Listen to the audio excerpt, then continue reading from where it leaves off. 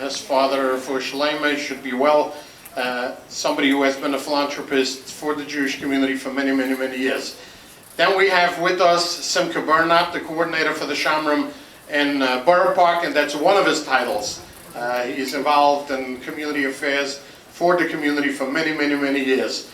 And of course, a close confidant of Rabbi Bernard Froelich. They work together all the time. Then we have over here from the 79 Precinct Liaison, Abe Lichtenstein.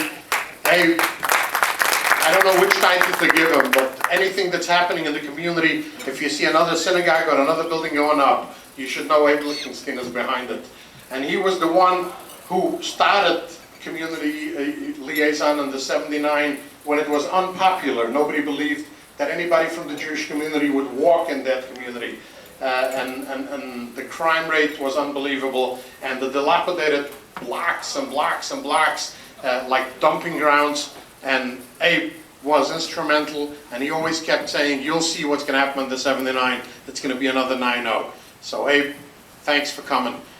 Then we have over here, of course, Chaim Wetzberger, the executive director of CJC, and Ari Gold, liaison of the 9-4. Inspector, welcome. The inspector of the 9-4. The high holidays, but of course, it's all the commanding officers in the local precincts that make it happen. In each precinct, there's different schedules, different demands, and it's extremely important. And it has been accustomed for many, many, many years that every precinct adjusts to the needs of the community in order to make sure that the high holidays are passed in a safe and sound way, and that everybody can, as we are in America, able to conduct our religious prayers with the full freedom that exists in the United States of America. So we thank you all for making that happen. Now, I have put down some calendars that we have prepared for the holidays, and I'm just going to go through like every year. Rabbi Indik prepared it, and he's done a fine job with the highlighting and preparing everything so I can read it. If you remember, a half a year ago, it was a little bit too small for my age to read it carefully. So next week, this coming Sunday, actually Saturday night, which is going to be the 12th, September the 12th, midnight, is starting, it's called Slichot. That's special prayers that we start before the high holidays of Rosh Hashanah. Now, some of them, this is, it depends on tradition, goes back to the European countries and Romania and Hungarian, some other communities from Poland. Depends when they start the prayers. Some of them start at the middle of the night on Saturday night, and then the large majority do it Sunday morning at 4 or 5 o'clock in the morning.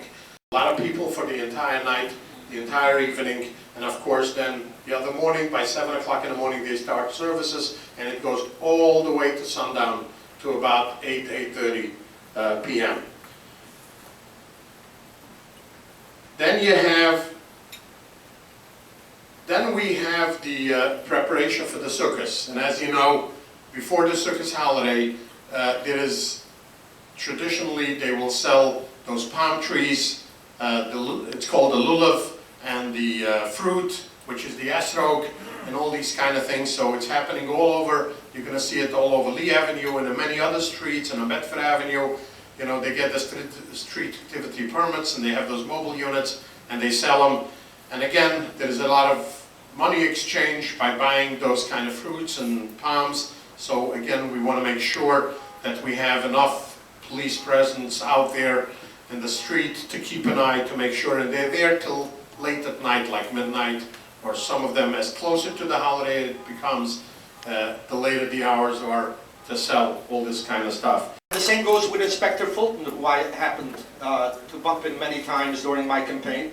I've spoken to about low numbers, 300,000 people in the course of 10 months. I covered every college from Harvard to Yale to Columbia to Pratt, Beekman, you name it, I've spoken. I've spoken to entrepreneurs from the Hyatt to the Marriott. And it is absolutely unbelievable what these people have ideas, what life they want to bring back to Brooklyn, and especially in the business area. I start my campaign all the time, and this is not a campaign pitch, but it's a message. I start my campaign by saying that a child asked the grandmother, does every fairy tale start with once upon a time? The grandmother says, no. Some start with if elected, I promise. I say, if elected, I will continue.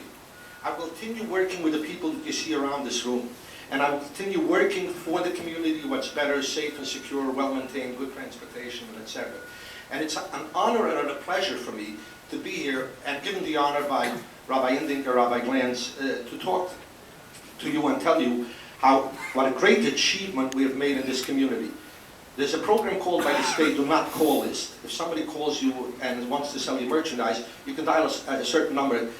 Aren't we lucky that in the last police report, our precincts and the commanding officer sitting at the table did not make the list when you called the precinct, nobody answers. We were lucky that they answered, and they should be applauded for that. It was the others in the Brooklyn South who don't answer. But Brooklyn North answers. So obviously, we made a very good list. I want to thank you very much. I want to commend you all, and especially my community leaders sitting at the table.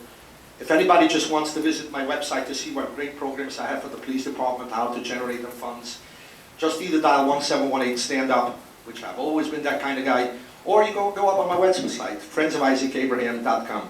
I thank you all very much, and get home safe. From Homeland Security and also Highway Police, that let's refrain a little bit from the VIP stuff because they're very, very busy this month. And for us, it's a good month because it's holiday, so there's no major traveling, and Grand Rabbi's leaving, and the whole entourage. So it happens to be a very, very busy month for the police department. I know the commissioner personally because he canceled some meetings today because there's some heavy things going on with the president being here in town. But thanks again from all the precincts, all the boroughs, and everybody together. Wish you all a good month and happy holidays. Thank you, Rabbi. Now, for two reasons, I didn't elaborate about Inspector Kemper. Number one, we're not ready to let him go, so take it easy. You know, it's not the goodbye party yet. So it's not the job that he had done. He keeps doing it every single day.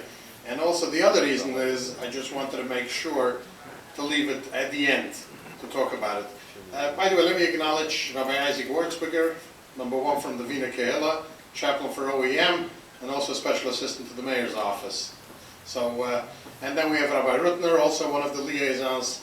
And now I would like to ask Manny Weiser. Manny?